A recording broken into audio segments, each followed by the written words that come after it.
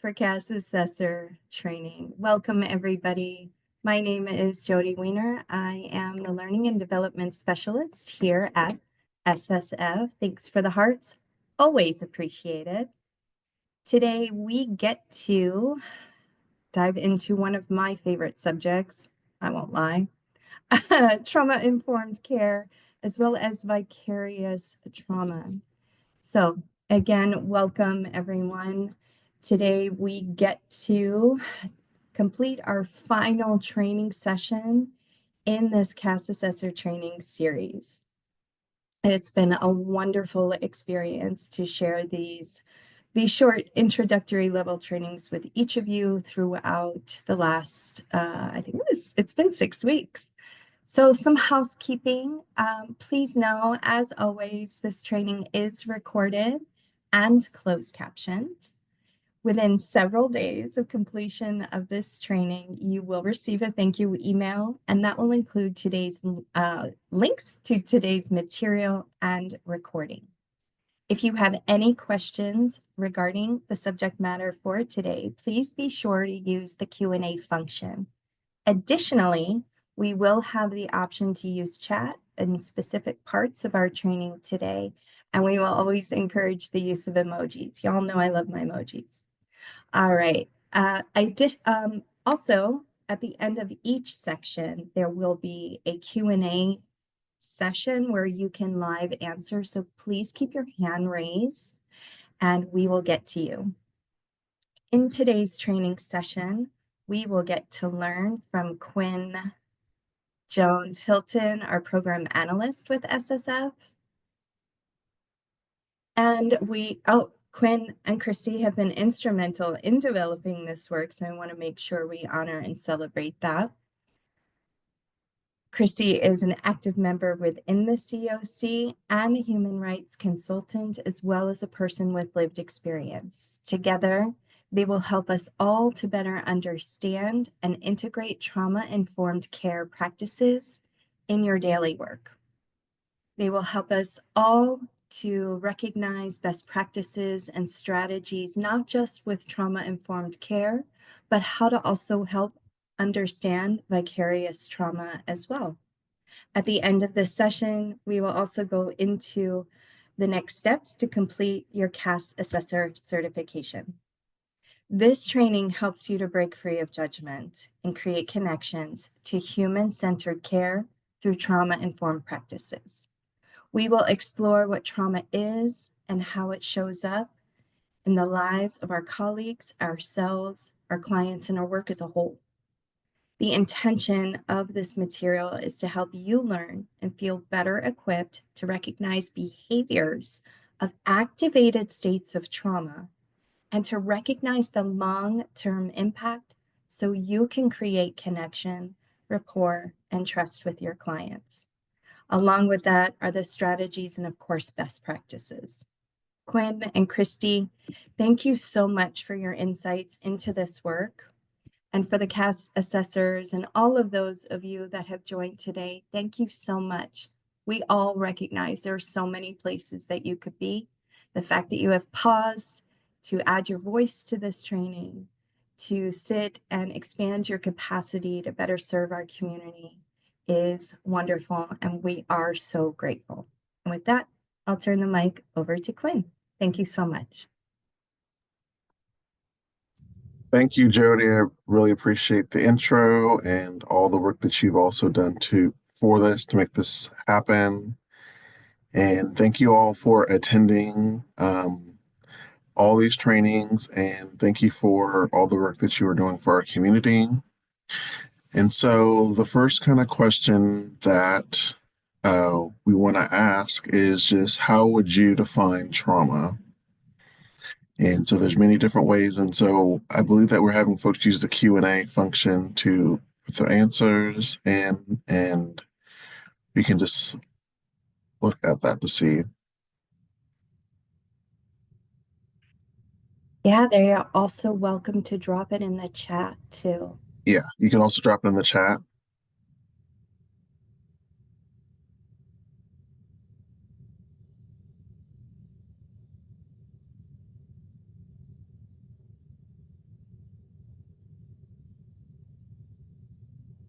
see anger, isolation, experiencing homeless. Here, see a really great one. Trauma is deeply distressing or disturbing experience that overwhelms an individual's ability to cope, often leaving lasting impression, psychological, emotional, or physical effects. Being mistreated, things that have happened to you that cause you pain.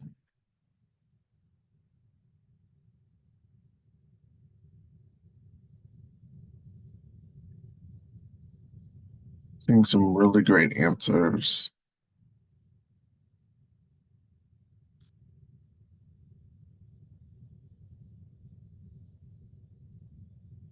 So if we can go to the next slide. So trauma is a nervous system deregulating event, series of events, or a set of circumstances that has lasting adverse effects. And a quote from Maya Angelou: "I can be changed by what happens to me, but I refuse to be reduced by it."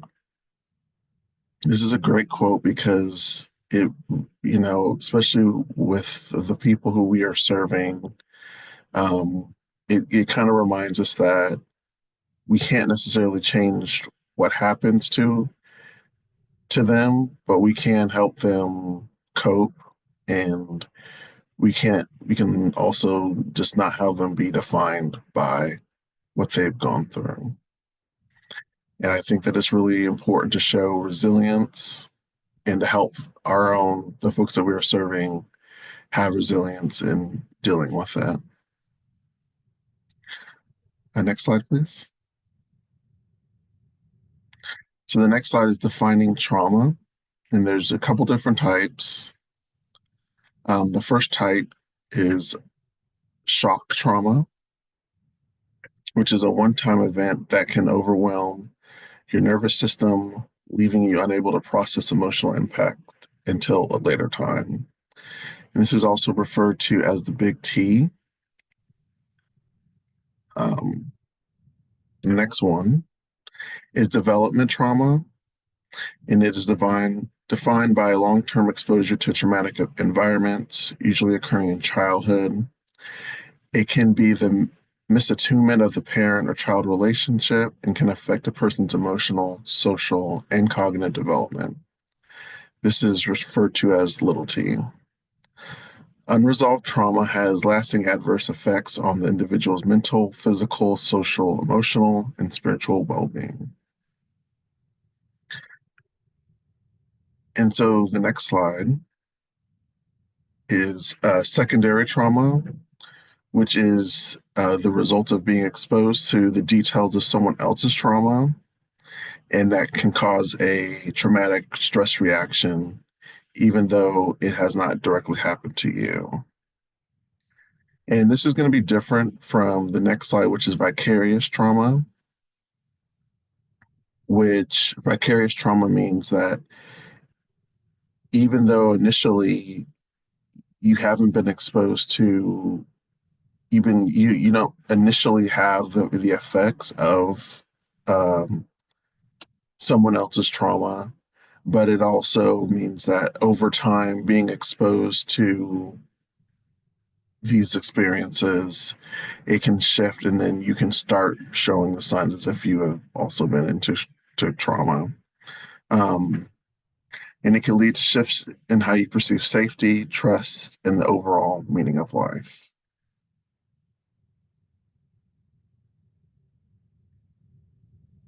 And so the last one is generational trauma, and widespread trauma that affects an entire culture and influences generations of the culture beyond those who experience it directly. And that can reference the Native nations who are here in America. It can refer to the African Americans here. It can refer to Asian Americans who experience discrimination early in our history and even now in our history now. And so it just means that generational trauma. So the next slide we're going to go over is the micro and macro. And so the first is just individual trauma, which means that it affects one person. Family, which means multiple members of a family. Group means that it affects this particular group of people, people in the military, first responders, LGBTQ. And then there is the community trauma, cultural, the type of trauma that similar to generational trauma, racial trauma. And then the last one is mass. And one of the things that I wanted to kind of hit on with this is that a lot of the folks who we are serving could experience all of these traumas all at once. That, something directly happens to them, something when their family is broken down. They can be part of those groups, either military or part of the LGBTQ, excuse me, and they can also be part of the community trauma and then the mass trauma of, being unhoused and experiencing unhousedness. All those can all be, your clients can be experiencing all at once. And so understanding that all those can be going through and that there's a lot to unpack and that your time with them, you might not be able to unpack it, but you can have a better understanding of the many layers that they are going through. Okay, next slide, will be our poll. Which type of trauma do you see the most in your casework?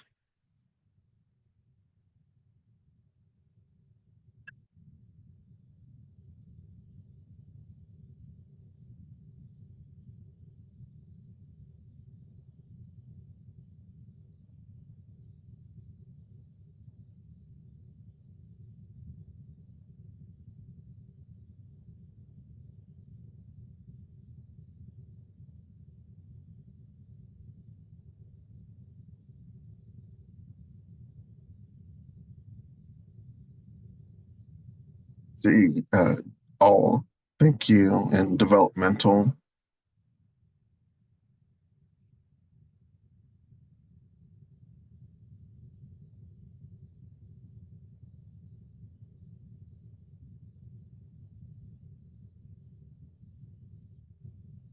Vicarious.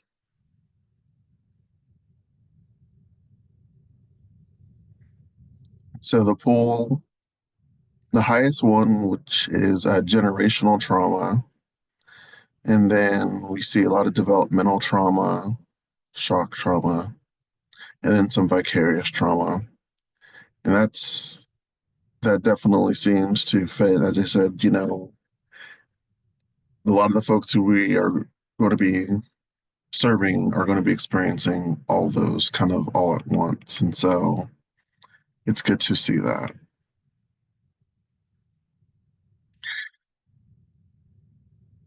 And so how trauma shows up.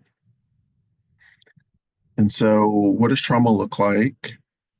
Um, the first one is fight, anxious. And so you're going to see this kind of explosive, guarded, judgmental, defensive, and then flight, which is, addiction because they want to escape what they've gone through, compulsive, uh, being indifferent, lost in fantasy, and then just have an urge to escape. Freeze, which means stuck, kind of guarded, no voice, kind of paralyzed, and then being unable to engage. Fawn, collapsed, having a lack of boundaries, excessive caretaking, feelings of worthlessness, being passive, self-critical, um, and then fawn, attached, um, being codependent, emotional neediness, talk to me, having a fear of abandonment, and just kind of waiting by the phone. Lynn, do you mind if I jump in here for just a moment? Please. Yeah. For those who don't know, I have been a trauma educator in the community for well over 15 years. I've had the privilege of teaching this work for a very long time.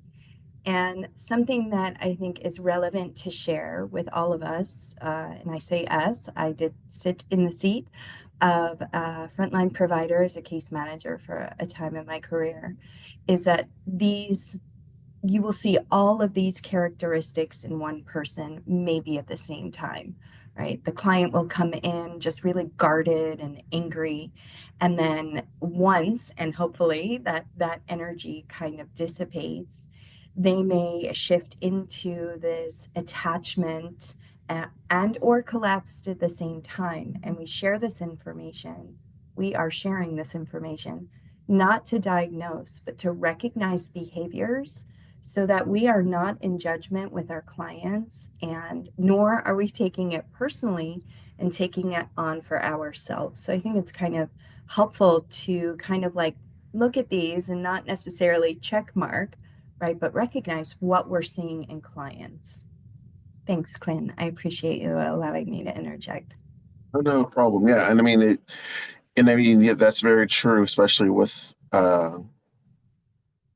the micro, macro um, trauma that I went over earlier, that you can see all these in a client, in an individual all at once. And so just being able to recognize the signs and seeing that and, giving them the space and, not necessarily taking things personally.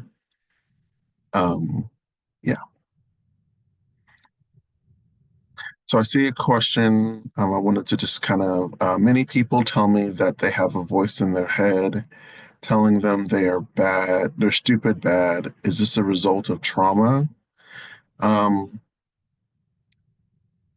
I mean, it could possibly be. It could also just be a sign of mental illness, um, hearing negative thoughts like that. But it could also just be that reoccurring, that kind of anger, that fight, rage, kind of just in a cycle. So I wanted to just answer that before we go to the next slide.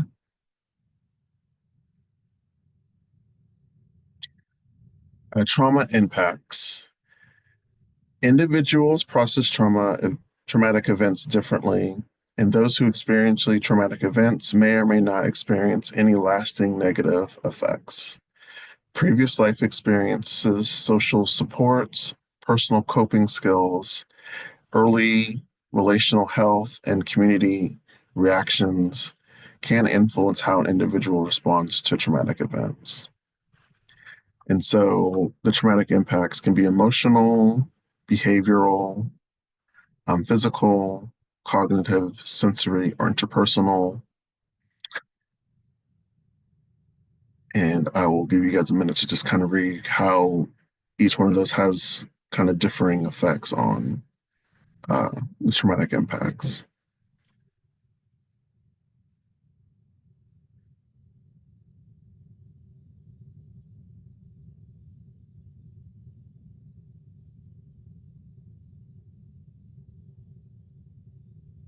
Explain what didn't make it into our slides because we are so limited in time and this is an introductory training is the ACEs study. And I think the ACEs study is always relevant to bring up adverse childhood experiences.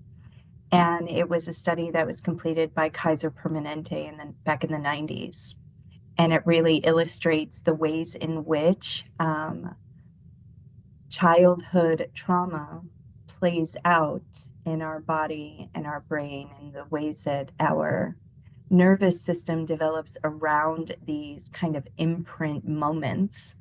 And this slide specifically, especially with the physical sensory, really displays the long-term impacts that while we may not recognize we are responding and acting from, they do live on in our nervous system.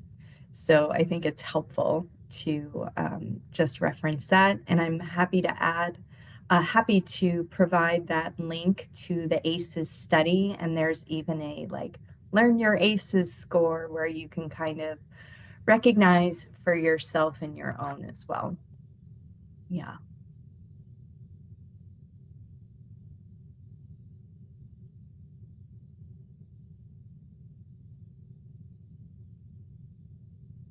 You.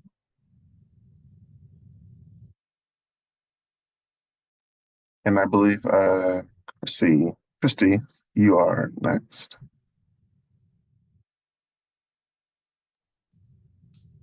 Thank you.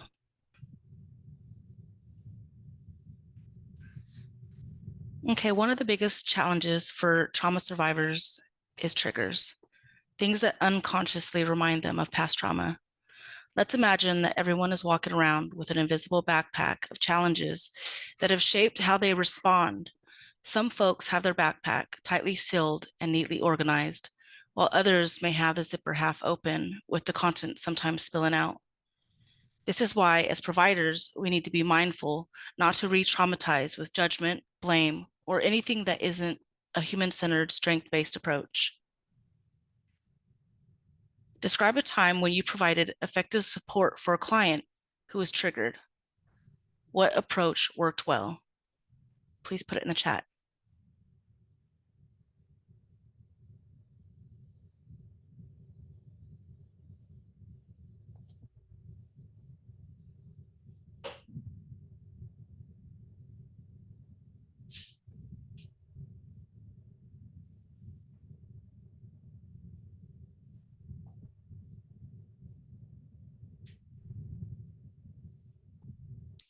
Motivational interviewing.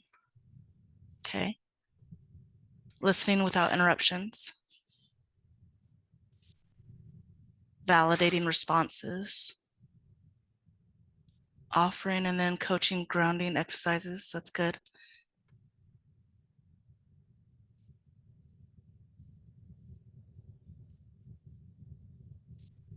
Thank you. Next slide, please.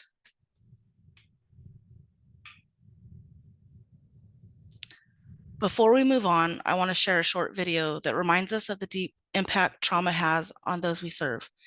It's a powerful reminder that behind every difficult moment is a story of survival and pain. Let's take a moment to watch and reflect on how we can support our clients with empathy and care. Play the video.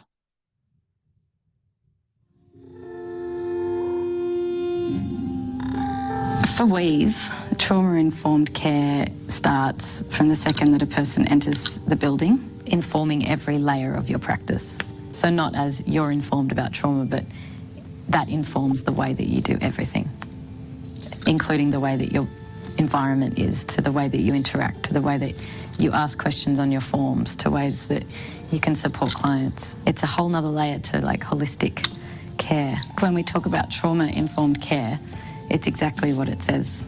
You're caring for someone or for a community, and it's being informed by the understanding of what trauma is. I guess a common thing that is an outcome of people that have experienced trauma, especially if it's ongoing or really frequently experienced, types of things like neglect and abuse of various types, is that the person who is experiencing that trauma is left in a constant state of fear, expecting something bad to happen.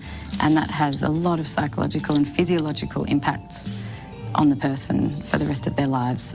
And as a social work trained counsellor, it's just common sense, or it's just, I don't know, embedded into our brains that you always work from a client-centred perspective. The client is always the expert of their lives, not you. You're there to help guide them through the journey to healing or through the journey of whatever it is for them.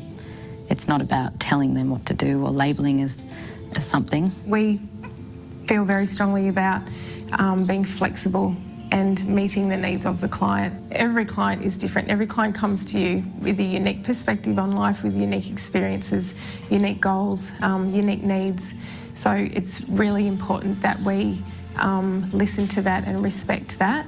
It's not a one-size-fits-all. We switch the question around. We don't ask what is wrong with you. We ask what has happened to you in your life and how can we support you. It's essential to look at that person as a whole human being not just as the presenting behaviours that you see before you when they come in to sit, to your office or to sit in the chair to have counselling. Before I came in here, I didn't really know where my life was going, to tell you the truth.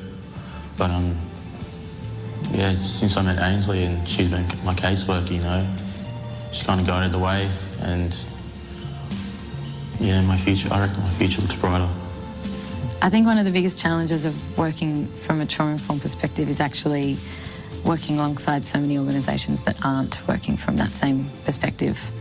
If we could all work from this common ground, I think that people would just have so much more productive work going on and so much more success in their recovery. At the end of the day, most of the work is done within the relationship that you build. So if we have a good relationship with our community, with the individuals that we're working with, we will see healing, we will see mental health being able to be managed, we will see suicide rates drop, we will see drug and alcohol problems not needed in a person's life anymore because they have an understanding of their mental health and their trauma.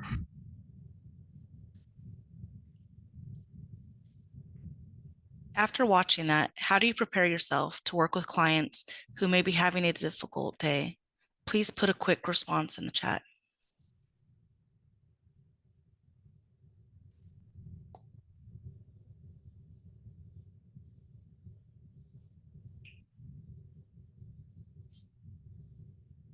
Okay, giving them some water, remain present and supportive.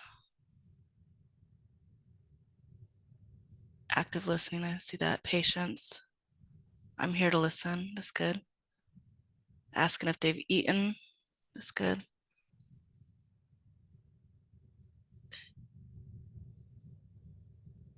Be unbiased and present, I like that. Meet them where they are, love it. Thank you. Next slide, please.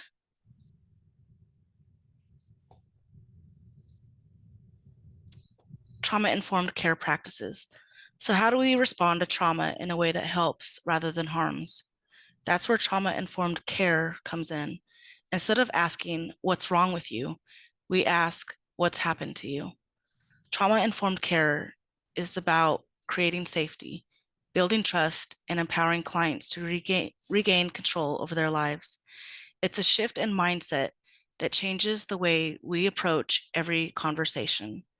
Drop a thumbs up if you already incorporate some trauma-informed practices in your work. Next slide.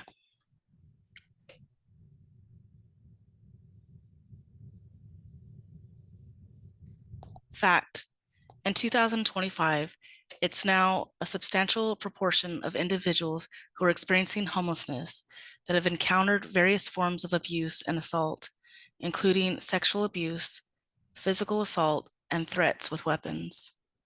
Fact, in 2025, the average age of death for individuals experiencing homelessness is approximately 50 years, significantly lower than the average of 78 years for non-homeless Americans. So, why do we practice trauma-informed care? We practice trauma-informed care because it works. When clients feel safe and heard, they are more likely to engage, build trust, and move towards stability. Trauma-informed care also helps prevent re-traumatization.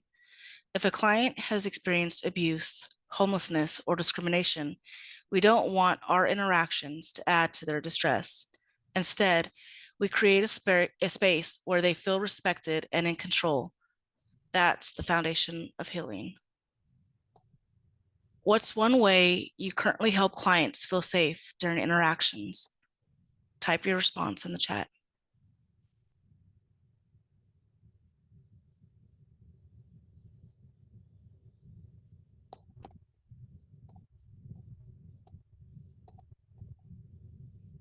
Genuine active listening. Have a welcoming tone and not judge the person, yes. By saying you are in control. Remind them that this is a safe place, yes. Transparency, yes.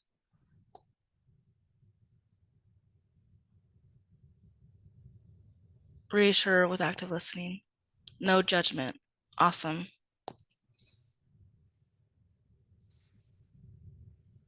Next slide, please. Trauma-informed care provides us with a framework to create a safe and supportive environment for clients. As we continue exploring trauma-informed care, it's important to understand the 6 core pillars that help guide our practice. These pillars focus on key areas that ensure we're offering the best care possible, acknowledging the impact of trauma, and empowering clients to regain control over their lives. Let's take a closer look at these pillars and how they can shape our approach to working with clients. Which pillar do you think will have the most immediate impact on your client interactions and why? Please feel free to put your answer in the chat.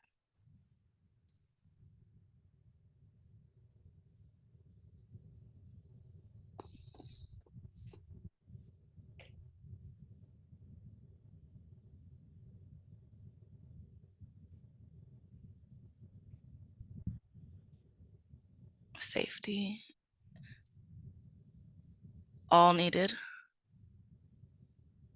Safety and empowerment, trustworthiness, transparency, all depends on the situation. Okay.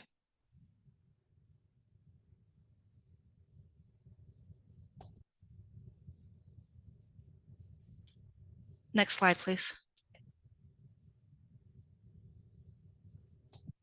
Our first pillar of trauma-informed care is safety.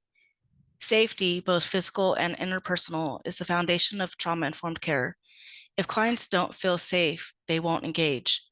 But how do you create a safe space when everyone requires something different to feel secure? We don't always know what a client or even a colleague needs for safety. That's why we emphasize security in a brave space, free from judgment, shame, or blame for any choices or past actions. Take your time, be casual, and focus on creating connection. Ask clients what they need to feel secure enough to move forward with you. Invite your client to set the pace, even when agencies require metrics. As a human-centered practice, meeting people where they are fosters deeper, quicker connections and better outcomes. An example of safety would be balancing being open and transparent while not asking questions which are personal and unnecessary. Next slide, please. Our second pillar of trauma-informed care is trustworthiness and transparency. Trauma often destroys trust, so it's our job to rebuild it. Clients may expect people in authority to let them down, so we need to be consistent, clear, and honest. If you say you'll call at 2 p.m., make sure you do. Even small things like explaining next steps help clients feel in control and reduce anxiety. But how do we create trust and connection with clients? Building connections means tracking moments of disconnection and returning to connection without judgment. Missed appointments, disengagement, or avoidance are often trauma responses, not defiance. Clients, especially youth and young adults, don't want to be shamed or judged for these behaviors when they stem from unresolved trauma seeking regulation.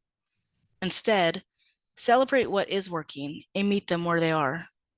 For example, communicate openly about services, processes, and any changes that may affect them.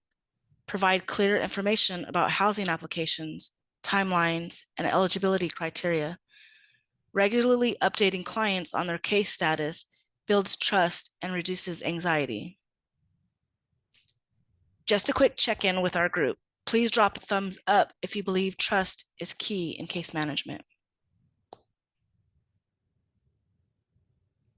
Next slide, please.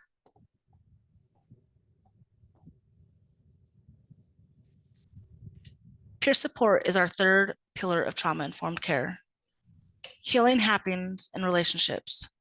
Many trauma survivors feel isolated, so peer support is powerful. Connecting clients to support groups, mentorship programs, or people with shared experiences helps our clients feel understood and less alone. But peer support goes beyond connection. It's also about transparency and choice in our interactions. Clients don't always ask why we do things a certain way, and providers may not think to explain. But providing context, the why, what, and how, supports a client's nervous system, helping our clients feel safe and engaged in the process. Choice is essential. When a client feels trapped or restricted, their survival instincts may take over. Giving choices fosters transparency and safety. Some ways to offer choices are where to sit, proximity to others, providing the why or the focus of the meeting up front, the resources needed, pace of work, asking, are you with me? Or how else can I support you today? When clients understand the process and feel in control, they're more likely to engage. Next slide, please.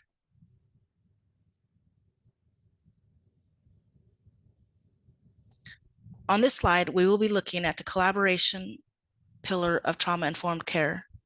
Clients are experts in their own lives. Instead of making decisions for them, we make decisions with them. For example, instead of saying, you need to do this, we can ask, what do you think would help you move forward? Collaboration builds trust and gives clients a sense of control over their journey. Why collaboration matters. Providers can't do their work without the client, without partnerships with other agencies, and without support from the community. Right here on this call are your greatest allies.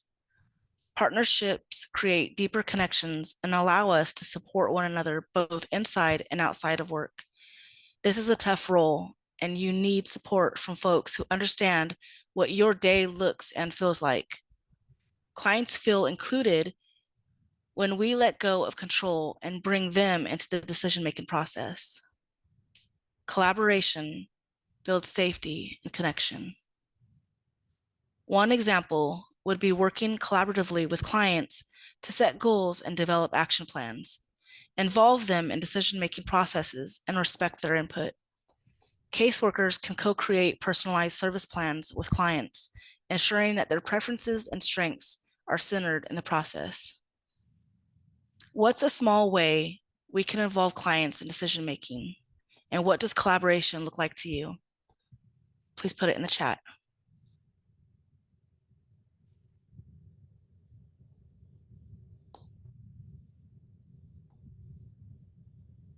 Respect.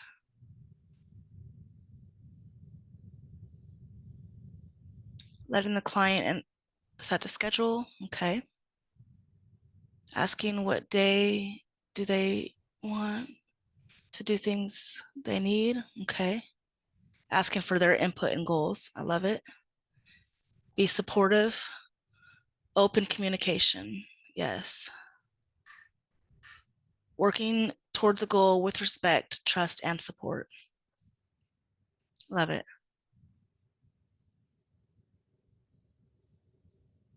Space for autonomy.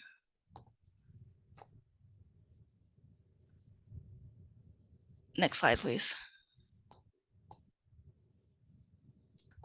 The next pillar of trauma-informed care is empowerment.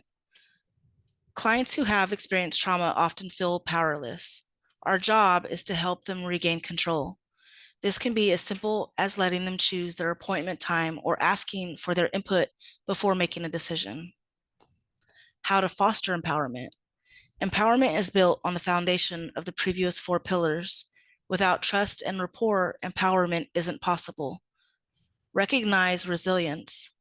Highlight client strengths and their ability to persevere through adversity. Self-efficacy is developed through collaboration and follow-through.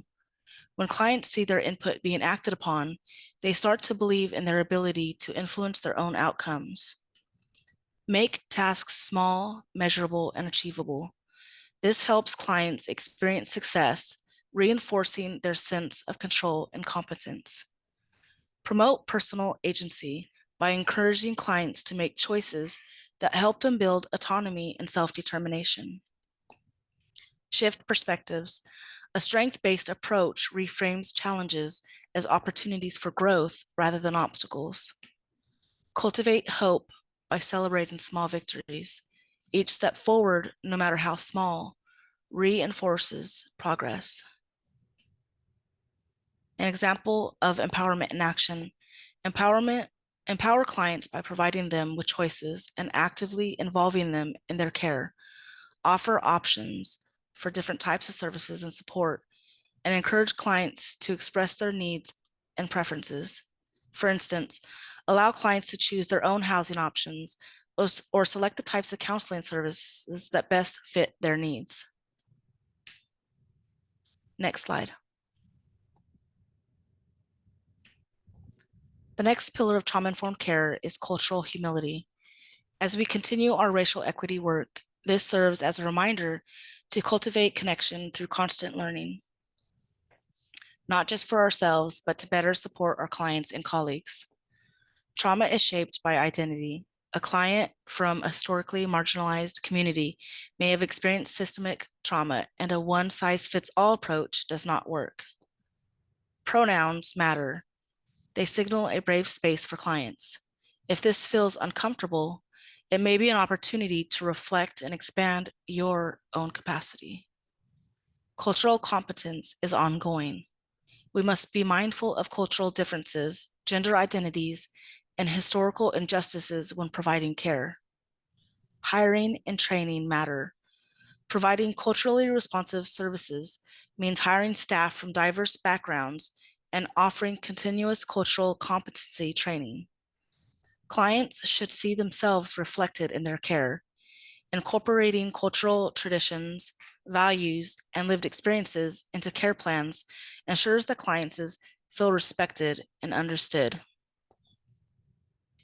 In the chat, please put, how can we honor cultural differences in our casework? Christy, I'm going to interject here. This work is so necessary, so necessary, and I'm also being mindful of our timeline.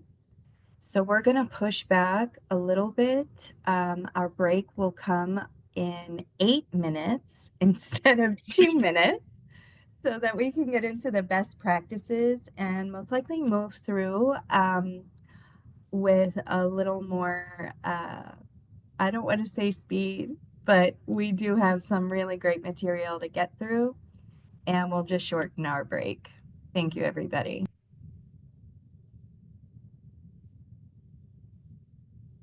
So you want to move on with best practices? Yes, please. Okay, got it. All right, so now let's discuss some best practices of trauma-informed care. Next slide, please.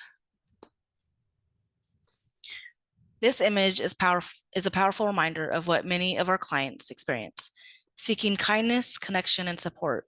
As professionals, our role is not just to provide services, but to create meaningful human connections. Here's how we do that. Reinforce connections. Clients need to feel seen, heard, and valued. Simple gestures like active listening and acknowledging their experiences make a difference. Build rapport. Trust is built through consistency and empathy. When we create a safe, judgment-free space, clients are more likely to engage in services. Promote client empowerment. Instead of making decisions for clients, we guide them in reclaiming control and autonomy over their own lives. A small act of kindness can be life-changing for someone facing hardship. Now, let's explore how these best practices apply in trauma-informed care. Next slide. Client empowerment and trauma-informed care. One of the best practices of trauma-informed care is client empowerment. Trauma often leaves people feeling powerless, and our role is to help restore a sense of control. We do this by giving clients choices in decision-making. Let them know they are in the driver's seat. Recognizing and reinforcing their strengths. Celebrate small wins and highlight what they do well. Encouraging self-advocacy. Listen to what matters and motivates them and support their goals. A strength-based approach shifts the focus from what's wrong to what's possible. It engages clients in their own healing process and instills hope for the future. When clients feel heard and in control, they are more likely to take positive steps forward. We can also strengthen empowerment by working with people clients already trust and feel safe with. By creating space for choice, autonomy, and confidence, we help clients move toward lasting healing and independence. Next slide. Rapport and trauma-informed care. Rapport is the foundation of trust. When clients feel comfortable and respected, they are more likely to engage. Building rapport can be simple but powerful. Some ways to do this are to use open body language, maintain eye contact when culturally appropriate, practice active listening, and avoid judgmental language. Remember, rapport equals trust plus comfort. When we create a safe, supportive environment, clients feel heard and valued. Client empowerment is key. Celebrate their independence and give them credit for every small win. Focus on their strengths and highlight them at every step. By empowering them, we let them know they are in control of their journey. They're driving the bus. Listen to what motivates them and then present their options clearly. A strength-based approach engages clients by showing them the hope and possibility for change, giving them the confidence to work towards a better future. It's also crucial to work with the people they're already connected with, those they trust and feel comfortable around. This builds on existing support systems and helps make lasting change possible. Next slide. A strength-based approach shifts the focus from what's wrong to what's strong. Instead of saying, "Why aren't you making progress?" we ask, "What strengths do you already have that can help you move forward?" This approach promotes resilience and self-efficacy by encouraging clients to recognize their own ability to heal. Next slide. Creating trust. Trust is foundational, especially when working with individuals who have experienced trauma. One key way to build trust is by clarifying anything you don't understand or anything that seems unclear. For example, a client might speak indirectly about their trauma, such as saying, "He was bothering me." This could actually mean, "He was abusing me." It's essential to listen closely and ask questions to ensure you understand the true meaning behind their words. This helps us avoid misunderstandings and shows our clients that we are paying attention. Next, we want to be mindful of our language. It's vital that we use words that do not indicate judgment or assumptions. Our inner assumptions should never be reflected in the language we use. For instance, be careful with labels like offender or perpetrator. These terms can carry a lot of weight and may refer to someone who, to the client, could be a beloved parent or family member who caused harm. These labels can inadvertently trigger further trauma or feelings of shame. So as case managers, we need to make sure we create a safe space by using neutral, empathetic language, one that doesn't re-traumatize our clients. Next slide, please. As Brene Brown so wisely puts it, connection is about creating energy between people when they feel seen, heard, and valued. This is especially important when working with trauma survivors, many of whom struggle with relationships due to past experiences. As case managers, our goal is to foster that connection so our clients feel safe enough to trust us. To build this connection, we need to practice non-judgmental support, meaning we create a space where clients feel accepted for who they are without fear of criticism. It's also about recognizing shared experiences, acknowledging the humanity in their struggles, which helps to build empathy. And just as importantly, we need to be present and attentive, giving them our full attention so they know they matter. By creating strong, meaningful connections, we can help our clients feel supported and empower them to take the next steps in their healing journey. When we connect with clients authentically, we help them feel less alone. Next slide. So how do we build that connection with our clients?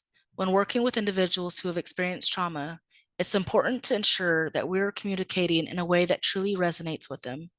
One thing we need to be mindful of is language. For many of our clients, English might not be their first language, so we need to make sure they understand the process and what's being asked of them. It's also helpful to use the same language they use and avoid jargon, abbreviations, or acronyms that might be confusing. Also, communication isn't just verbal. We must recognize nonverbal cues as equally important.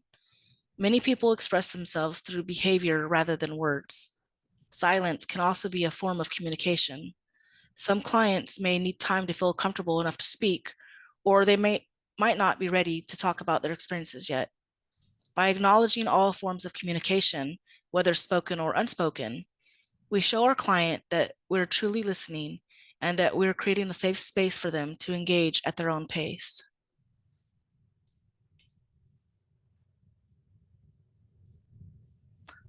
Okay, Quinn. I believe this is your slide.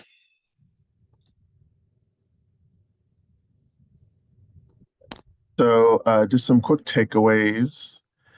Just really about understanding trauma, that it is a neurological response to deeply distressing events, understanding the impacts that it impacts emotionally, psychologically, and the physical well-being.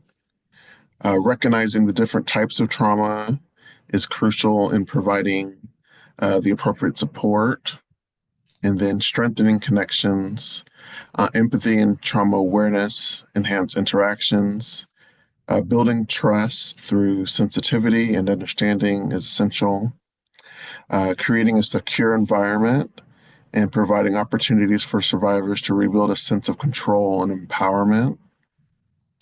Applying trauma-informed practices. The core principles include safety, trustworthiness, peer support, collaboration, empowerment, and cultural sensitivity. Meeting your clients where they are at with a strength-based approach and human-centered language. And integrating these principles into case management improves care and support for all individuals we serve. Thank you, Quinn. Appreciate that so much. We are going to take a 5-minute break. We will return at 10:58, please. And what a great way to wrap up this training. Trauma occurs in relationships, but so does healing and recovery. And as Christy so brilliantly shared with us, we create relationships with clients, right? All right, we'll see you back soon. Thank you.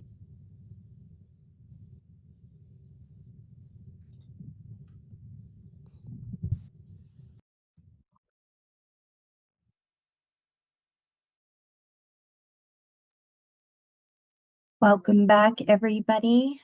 Thank you so much. Hopefully that break you got to take a stretch or some water.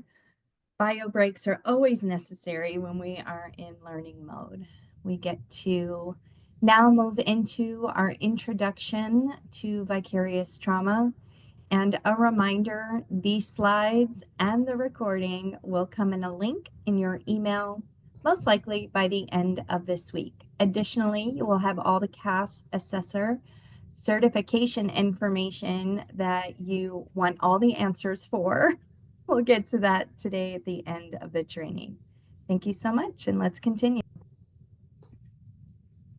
Okay, welcome back, everyone. In this section, we are focusing on vicarious trauma, a phenomenon that can affect any of us who routinely work with individuals experiencing severe stress or traumatic events. Even though we might not experience the trauma firsthand, repeated exposure to our clients' stories and emotions can gradually impact our own well-being.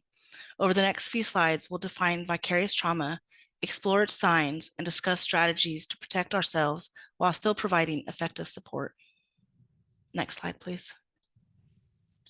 Our goal today is to introduce you to the concept of what vicarious trauma is. Unlike direct trauma, vicarious trauma occurs when repeated exposure to others' trauma starts to affect us personally. It's something we don't always recognize right away, but over time, it can lead to emotional exhaustion, a shift in worldview, and even burnout. Our goal today is to understand what vicarious trauma is, how to recognize the signs, and most importantly, how to mitigate its impact. Let's dive in. Next slide. Many of us enter helping professions because we care deeply about others, but over time, repeated exposure to trauma, whether through stories, direct interactions, or the emotional weight of our work, can start to affect us. This impact isn't always obvious at first, but it can gradually change how we see the world, our work, and even ourselves. In the next slide, we'll watch a short video that illustrates the reality of vicarious trauma. As you watch, think about how the experiences shared might relate to your own work or the work of those around you. Next slide. Are we ready for the video, Christy? Yes, let's play the video. Awesome. Thank you.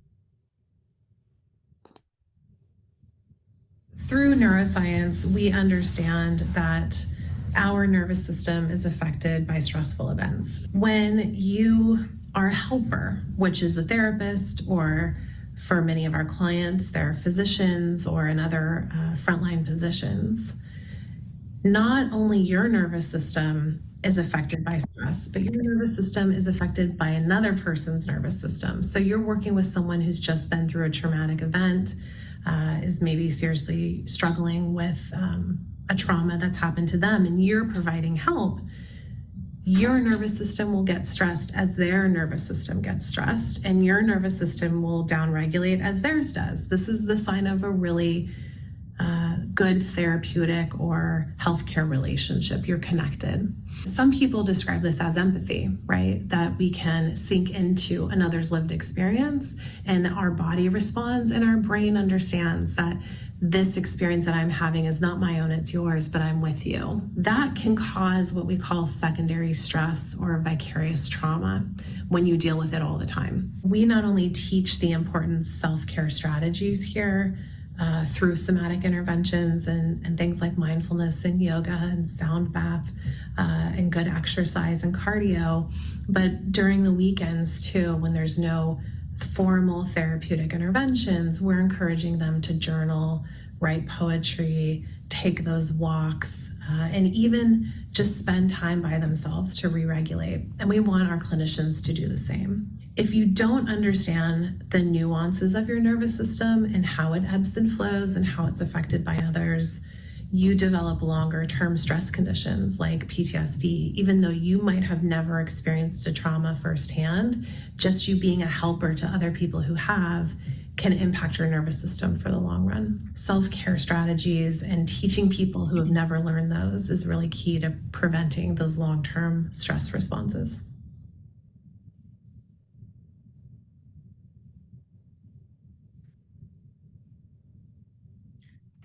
Now that we've watched Dr. Kristen Zaleski's insights, let's connect it directly to our understanding of vicarious trauma. Essentially, vicarious trauma is the emotional, mental, and sometimes physical strain that comes from repeatedly hearing about or witnessing others' traumatic experiences. In the video, Dr. Zaleski highlighted how these stressors can reshape our worldview, cause emotional exhaustion, and even manifest physically. She also emphasized that these reactions are normal responses to ongoing exposure, not signs of personal weakness. As we move forward, we'll define that vicarious trauma more formally and explore practical ways to recognize and address it in our own work. Next slide. Vicarious trauma is sometimes called secondary trauma, and it's a cumulative process. Over time, hearing graphic or emotionally charged stories can alter our worldview, our sense of safety, and even our trust in others. The key difference between direct trauma and vicarious trauma is that we're indirectly affected, yet the impact on our emotional health can be just as profound. Recognizing this early allows us to take steps to protect ourselves and maintain our capacity to help those we serve. Next slide. When we talk about vicarious trauma in the workplace, we're referring to the unique stressors that come from high caseloads, constant exposure to difficult stories, and sometimes a lack of organizational support. Conditions like PTSD, secondary traumatic stress, compassion fatigue, and burnout can develop if these challenges go unaddressed. It's important to note that while each term has distinct nuances, they all share a root cause: persistent exposure to distressing material without adequate coping mechanisms. Next slide. Certain factors can increase our susceptibility to vicarious trauma. A few examples include a lack of quality supervision, having a high percentage of trauma survivors in our caseload, and limited professional support systems. On a personal level, our own trauma history or a recent major loss can make us more vulnerable. Recognizing these risk factors help us proactively address them, either by seeking additional support or by adjusting our workload to prevent being overwhelmed. Next slide, please.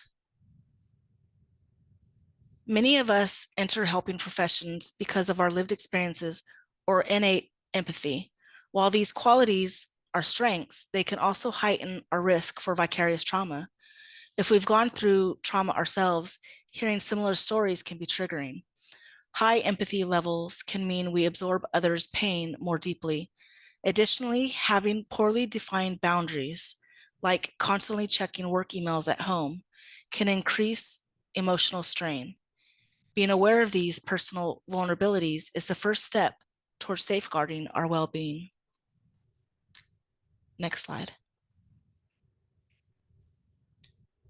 From an organizational standpoint, heavy workloads and repeated exposure to traumatic material can wear us down over time. If our workplace doesn't prioritize mental health or offer adequate resources, we can feel overwhelmed and isolated. This isolation can compound vicarious trauma, making it harder to process what we hear or see. The good news is that addressing these professional risk factors through better supervision, peer support, and structured self-care policies can significantly reduce our vulnerability. Next slide. Let's pause for a quick poll to see how we collectively define vicarious trauma. Take a moment to choose the option that best matches your understanding.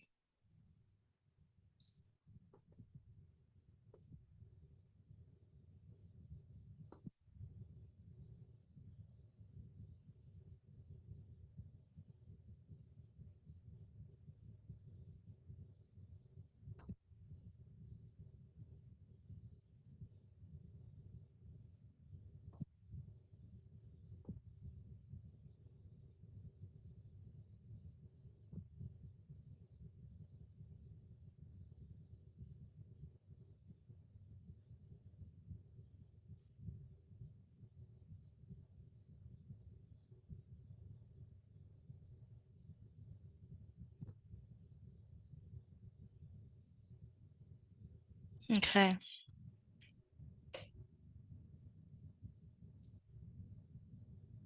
Wow.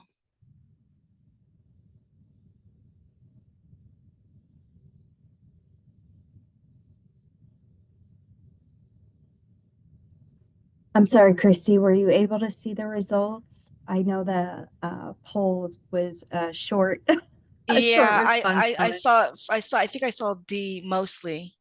Yeah. Yes. Thank you. Yeah.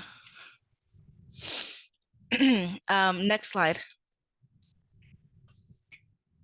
Now, in just one word or two, oh wait, no.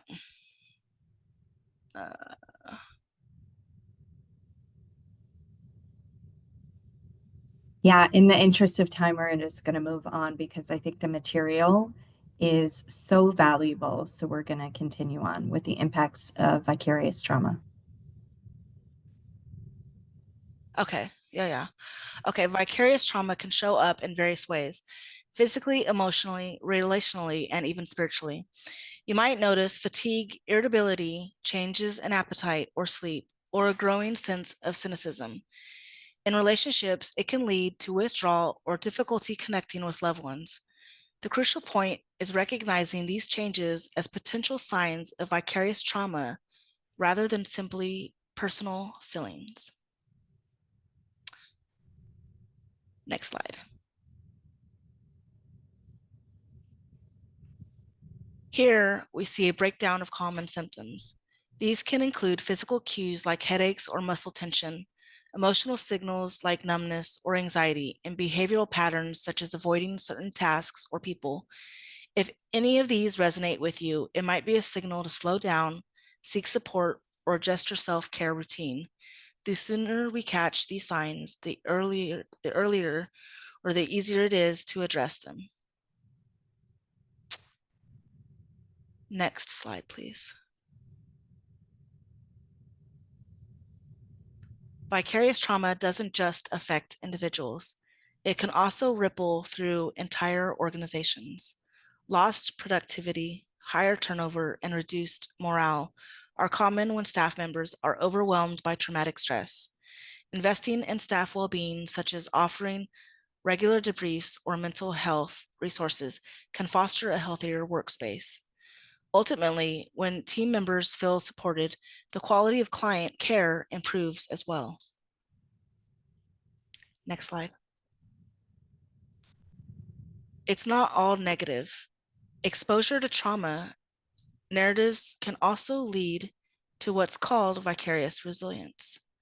This occurs when we witness the strength and recovery of those we serve, inspiring us to find deeper meaning and hope in our own lives. Over time, seeing clients overcome adversity can remind us of human resilience, fueling our motivation and renewing our sense of purpose in this work. Next slide. That concludes our discussion on vicarious trauma. Thank you for your openness and engagement. Remember, self-awareness, boundaries, peer support, and organizational resources are all crucial in managing vicarious trauma. If you find yourself struggling, reach out to a supervisor, a colleague, or a mental health professional. Taking care of ourselves, enables us to continue offering compassionate, high-quality care to those who need it most. Thank you again, and I'll hand it back over to Quinn now for self-care practices.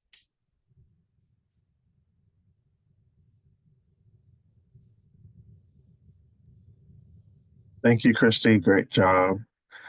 So self-care practices is self-care is basically a proactive strategy for staff who are dealing with the negative effects of trauma. And so the question to you all is, and you can leave it in the chat, is what does self-care mean to you?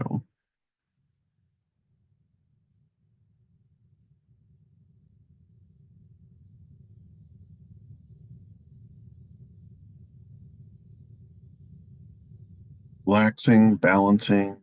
I like the journaling, taking time to recharge, playing Sims 4 and doing drag, making sure I'm aware of burnout, healthy me time,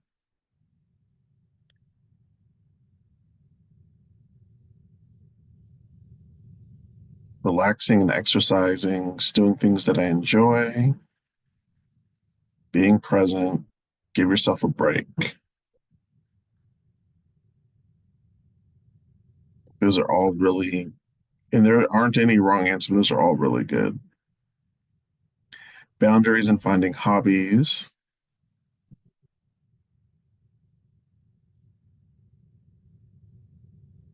And so self-care is just, for personal, it's movement, practice, journaling, all those that were kind of mentioned. Professional is just knowing your boundaries, being able to ask for support, schedule breaks between meetings, take mental health days, being able to restructure and reorganize your time, and professional development courses. Next slide, please.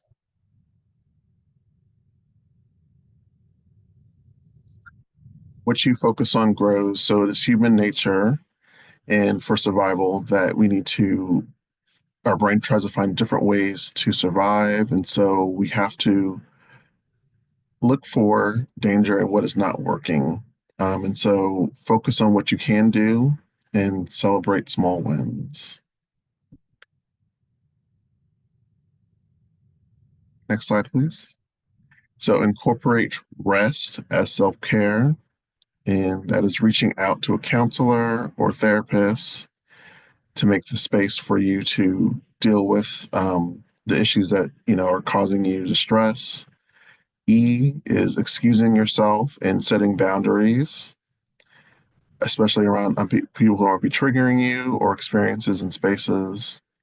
S, seeking out support from loved ones who are able to make space for you.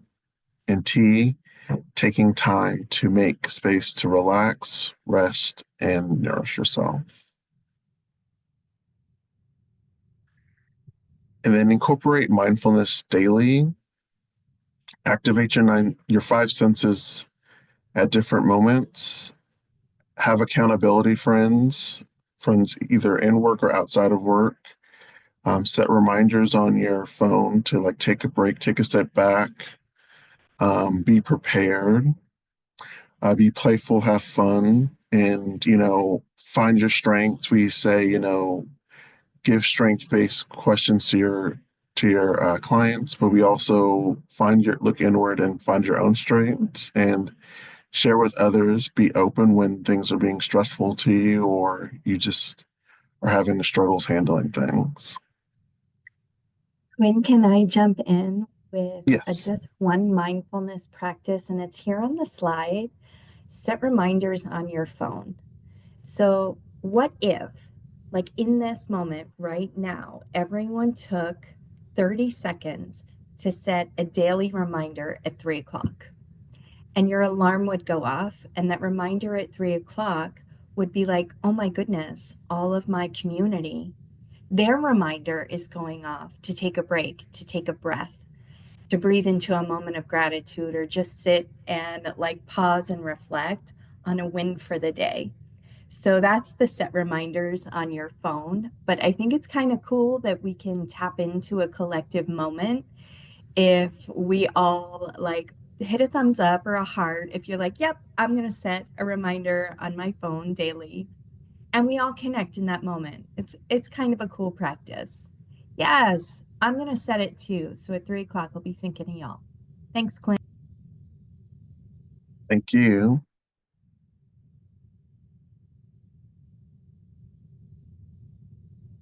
And so one way of self-care is just journal reflections to help you recall your day, recall, things that stress you. And so you can kind of go back on. And also it's a way to not only focus on the negative, but, if things are getting down, you can look at your journal and you can look at times that things were good and you can just kind of get perspective and better context over your life and how things are going. And I understand that journaling isn't for everyone, but it is an important tool for self-care.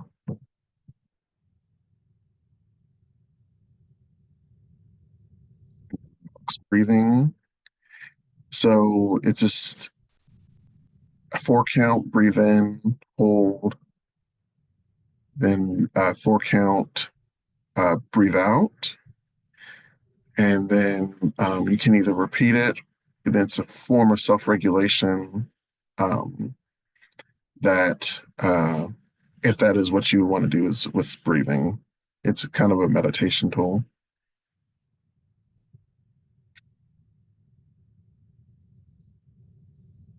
And then next slide.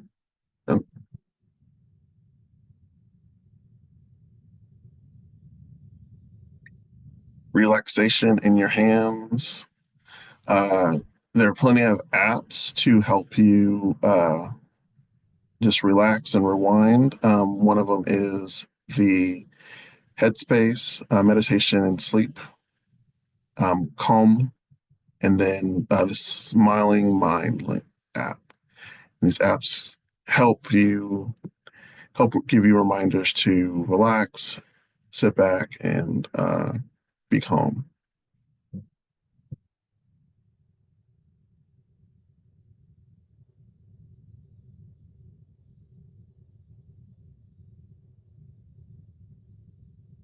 So, just kind of a summary.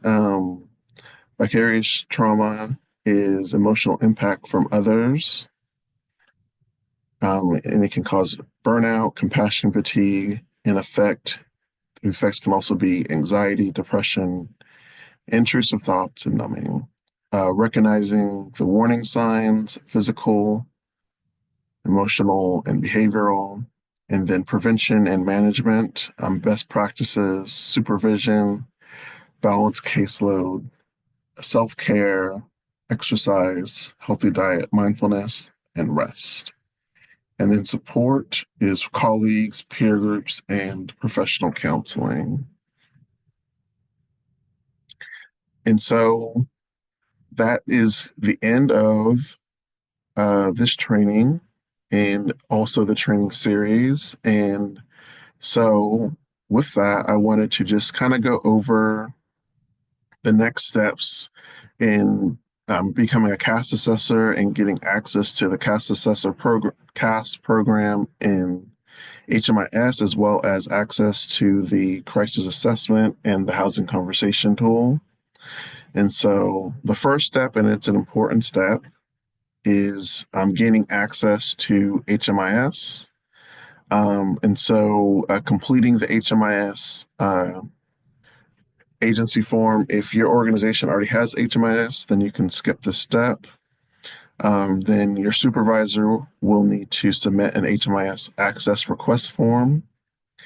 And the supervisor should indicate on the form if you are new to HMIS or you need an update to your status. If you have already had access, then you can just skip the step and go to just the trainings. The new CAS assessor reviews and completes the HMIS training before the 2-week deadline from when the form is submitted. And then the new CAS assessor will have to pass the quiz and receive login credentials. Within 72 hours, log into HMIS and complete the HMIS end user agreement on the first sign-in. And so step 2 will be attend the training, which congratulations, all of you have done. And if all of you attended the trainings last fall, thank you for attending again. We really appreciate your presence. And so one of the next steps would be to attend and then review the housing conversation tool best practice guide, which will help you out with the quiz.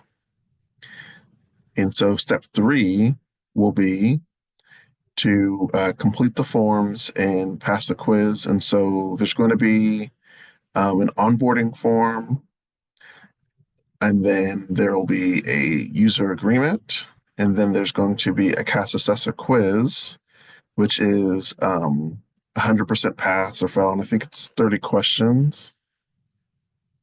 And then after that, you will receive a congratulatory email, and you will have access to the program and the assessments. And so if you have any further questions, please feel free to email the CAS email or myself. And it's a good question. Hold on, I will put that in the chat right now.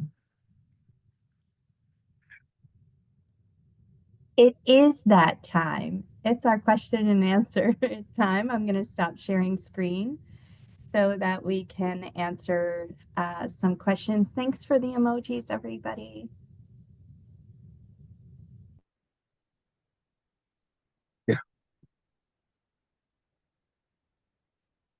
So Kimberly Clark, when you receive the email saying thank you, there will be a link to this presentation as well as the recordings and to the page. Quinn, And go ahead. I'm sorry to interrupt. There are, it appears, 7 hands raised. If they are there still are. with, there are. This is that time, right?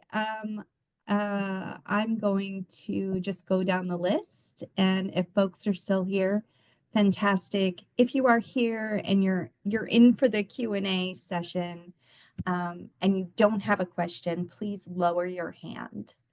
Yeah, so the first person we have is Elizabeth Garcia. You are welcome to unmute.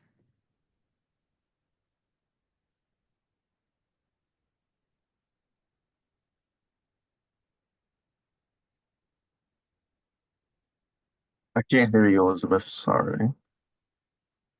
I know you're off mute.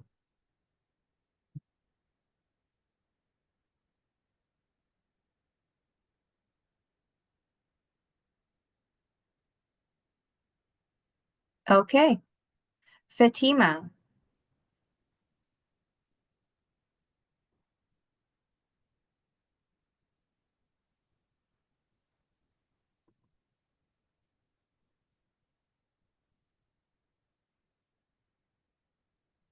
You're muted, Fatima.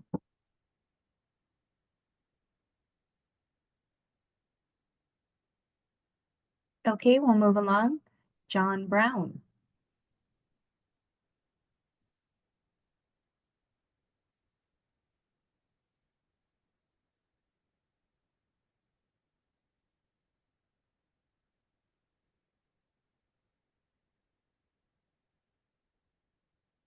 I am going to move through, and if you had your hand raised, I am giving you the opportunity to answer your question. There are some additional questions, Quinn, in the Q&A in regards to HMIS access. Okay, I'll look through those as well. Yeah. Tommy, I'm going to answer your question live. Is the training on March 12th to 14th mandatory to become a CAS assessor? So our March 12th to 14th is our housing problem solving training. Yes, it is required, and unfortunately, our March training is currently full. We do have 3 additional trainings throughout this year in June, September, and November. Please keep an eye on your email for the registration to open up for those dates. No.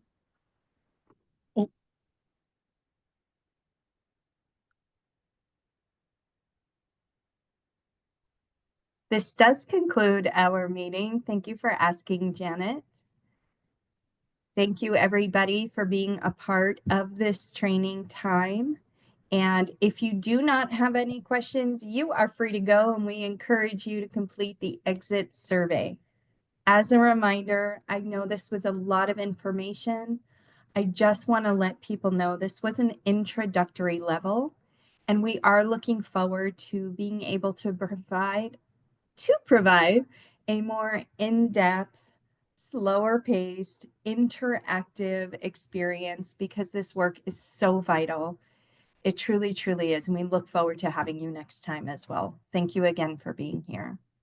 Yeah, we're going to stick around and answer questions. And if you have a question, leave it in the Q&A.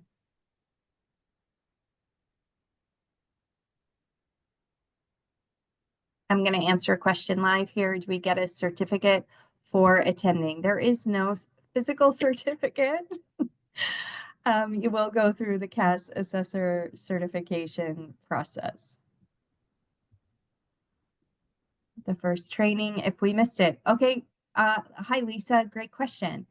Our website, if you go under the training initiatives, you're going to find all the CAS Assessor recordings and materials there.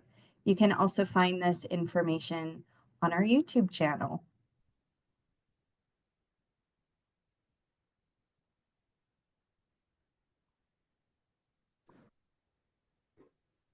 Hi, good afternoon. I have a question. Guys went the ending really quick. So once we've completed everything, where do we go to take the quiz? Quinn, I'll let you handle that. So will be a form that you have the date to fill out, and also user agreement. All those are all entered to. Sorry, Quinn, you're breaking up.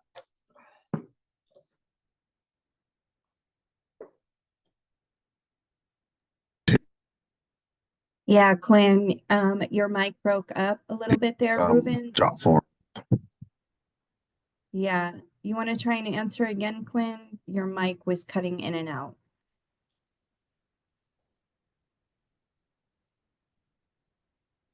Sorry, I lost sound. Okay, Ruben, in answer to the question, you're going to get a thank you for attending email. Within that email will be links for the CAS Assessor certification quiz. Okay. Additionally, if you require HMIS access, there will also be a link. All of this will be very self-explanatory in the email with additional emails for CAS, for HMIS, and of course for trainings. So all of it will be sent to you by the end of this week. Great. Okay. Thank you. I appreciate You're that. so welcome. Thanks for being here, Ruben. Thank you guys very much. Have a good day. Yeah, you too. Have a good one. Bye. We are at time. It is 11:31. So I do see a couple of hands that just were raised. We are happy to answer those questions. And let me find them. Allison. So if you see the same person every day, are you supposed to enter into the notes on the county CAS page every day that you see that person?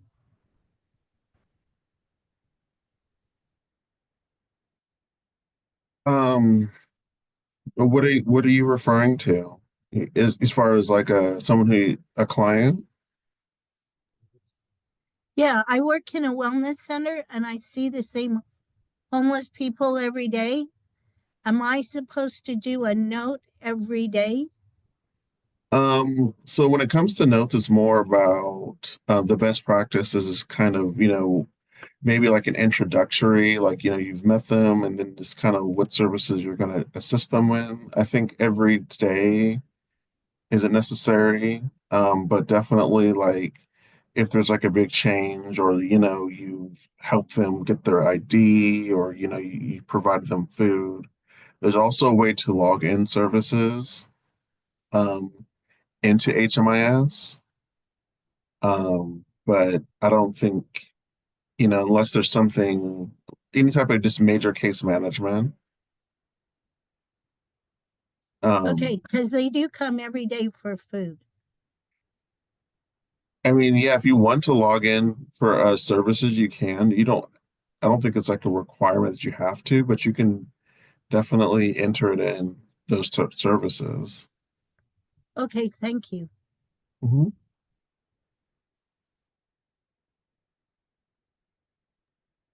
Thank you, Quinn. Appreciate you. And we are going to end our training. Any additional questions can be delivered to HMIS, to CAS, or to training. And those emails will be with you by the end of the week. Thanks, everybody.